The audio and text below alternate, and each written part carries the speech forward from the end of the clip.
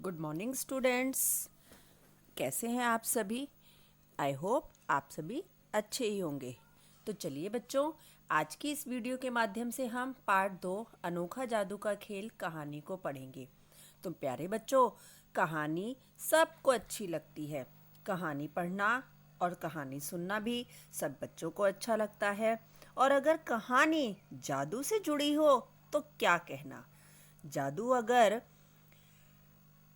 खेल है तो देखो इस कहानी में जो अध्यापिका जी हैं वो कैसे जादू के खेल दिखा रही हैं।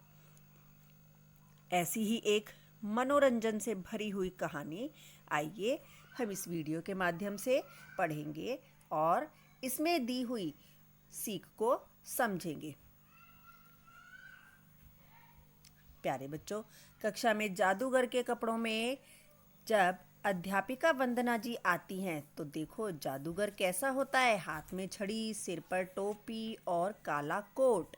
तो ऐसी ही अध्यापिका जी भी कक्षा में आईं और उन्होंने सभी बच्चे देखे और बच्चे भी उन्हें देखकर बहुत प्रसन्न हुए। प्रसन्न मतलब खुश।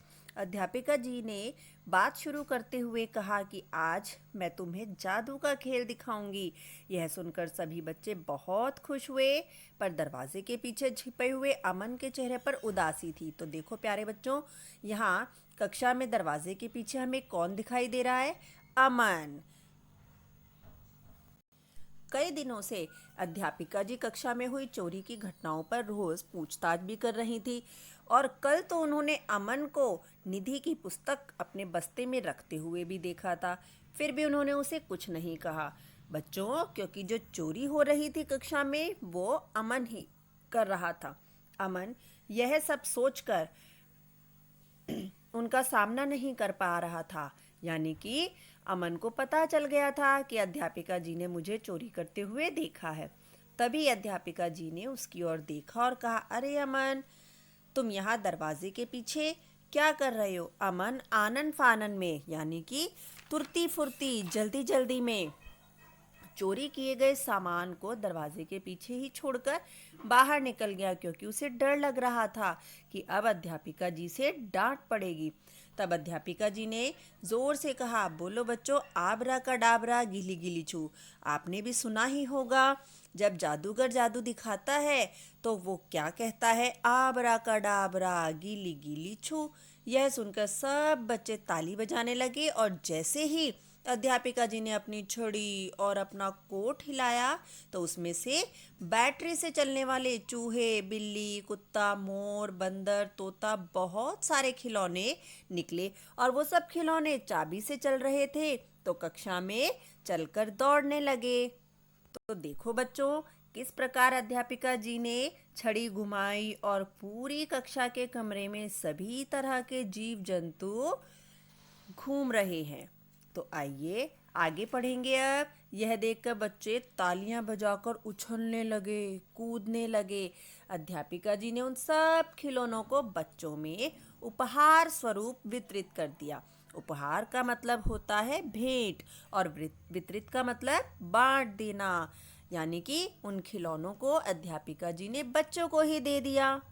देखो, जादू का एक और खेल जिससे अब तुम्हारी खोई हुई चीजें भी वापस आएंगी। अध्यापिका जी ने यह कहते कहते बच्चे आपस में खुसर फुसर करने लगे। जब अध्यापिका जी ने ये कहा तो यह सब सुनकर बच्चे भी बात करने लगे।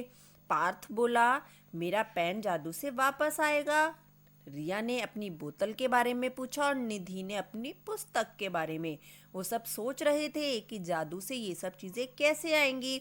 सभी बच्चे अपनी खोई हुई चीज़ों के बारे में अध्यापिका जी से पूछने लगे। अध्यापिका जी ने फिर से छड़ी घुमाई और मुस्कुराते हुए क्या कहा बच्चों? आबरा कडाबरा गिली गिली छू। निकल जा रिया की बोतल, पार्थ का पेन। और जैसे ही उन्होंने दरवाजे के पीछे से बोतल और पेन उठाया, सब बच्चे जोर जोर से तालियां बजाने लगे। अध्यापिका जी ने अब फिर कहा, जादू ओ जादू, अब निधि की पुस्तक को अमन के बस्ते में ले आ। यह सुनते ही सब बच्चे अमन के बस्ते की ओर देखने लगे। सिर झुकाकर अमन ने जैसे ही बस्ते से पुस्तक निकाली, कक्षा में तालियों की आवाज सुनाई देने लगी। तभी घंटी भी बज गई और सब बच्चे अपनी चीजों को लेकर खुश होते हुए कक्षा से बाहर निकल गए। परंतु बच्चों, जो अमन था उसकी आंखों में आंसू थे और अब वो अध्यापिका जी के पास जाकर बोला कि आपने मुझे सबके सामने डांटा भी नहीं और मुझे सबक सिखाया। वह सबक मैं हमेशा याद रखूंगा। मैं कसम खाता हूँ कि आज के बाद मैं कभी भी चोरी नहीं करूंगा। यह सुनकर अध्यापिका जी ने अमन को गले से लगाया। तो प्यारे बच्चों, देखो किस प्रकार बिना डांटे अध्यापिका जी ने अमन को सबक सिखाया और उसकी चोरी करनी जैसी बुरी आदत को भी छुड़वा दिया। प्यारे बच्चों, था ना अनोखा जादू और जादू का खेल। तो हमने भी इस कहानी से क्या सीखा कि हमें कभी भी गलत काम नहीं करने चाहिए, चोरी जैसा बुरा कार्य नहीं करना चाहिए। और इससे हमने यह भी सीखा कि किस प्रकार बच्चों के कोमल मन को कुंठित किए बिना हम उन्हें सही दिशा पर ला सकते हैं। उम्मीद है कि आपको ये कहानी समझ आई होगी। आपको कहानी पढ़ने और देखने के साथ साथ इसके अभ्यास प्रश्नों को भी याद करना है। धन्यवाद।